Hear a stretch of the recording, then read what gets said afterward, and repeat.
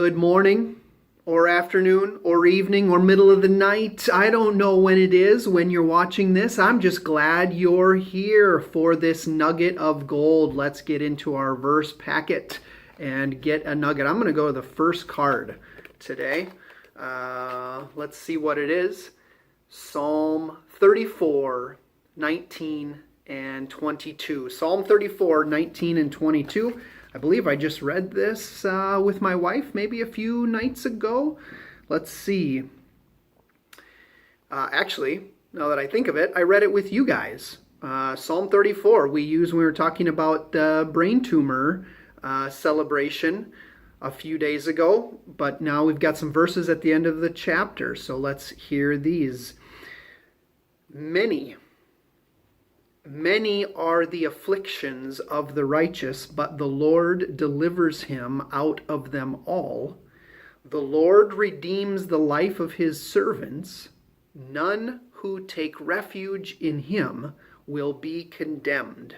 Psalm 34, 19 and 22. Some really specific verses, some really honest verses for life on planet Earth. Let's pause and pray.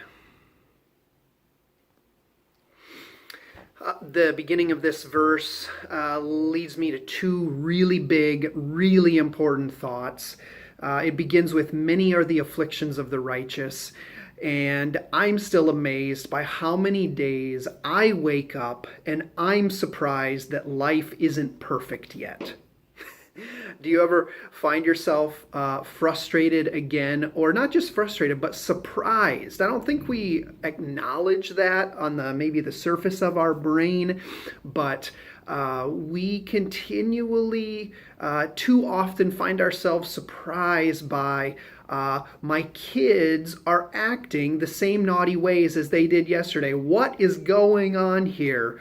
Or my car is not a perfect, flawless machine yet. Or the refrigerator died. And we're shocked. We're shocked when difficulty comes in. But the Bible is extremely honest with us. It says, many are the afflictions of the righteous. And so this isn't just talking about the regular physical world difficulties. It says, many are the afflictions of the righteous. We need to prepare ourselves not to be surprised by difficulty.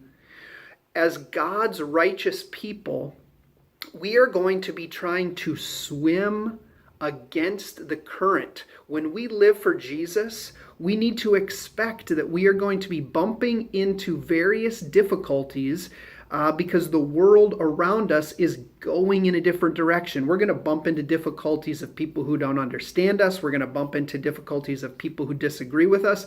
And maybe the most common one, we're going to bump into the difficulty of doing things in our hard times that others disagree with, because we're seeking to honor the Lord in our difficulty rather than seeking to make it easy on ourselves. Man, that's a big thought. So many people that I've talked to say their friends' advice is about the easy way, the way that seems more natural, the same way that seems more obvious, but the way they're trying to go is the way of honoring the Lord, and that can be more difficult. It can be more of a strain because they want to honor Jesus.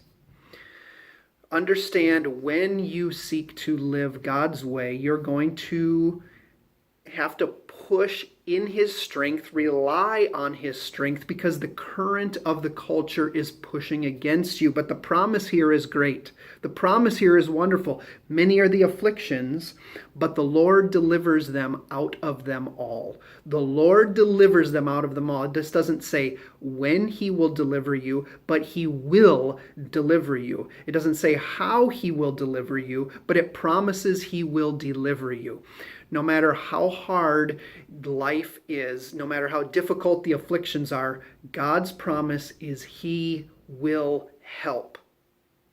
And in the end, his greatest help may be that your life on this earth comes to an end by the means of his choosing, and he delivers you out of your difficulty by bringing you to paradise. But his promise still stands. The Lord delivers them out of all their afflictions. My last thought, see if I can say it in just a couple seconds.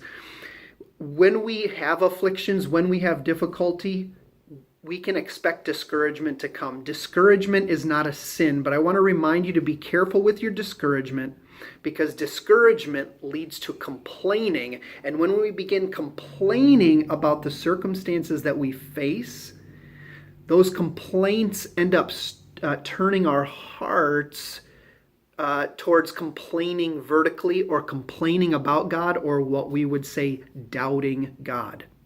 So we need to be really careful when discouragement comes, and it will, about how we complain and how those complaints cause us to doubt God's goodness. Here is the promise: the Lord delivers us out of all our trouble. He will do it someday.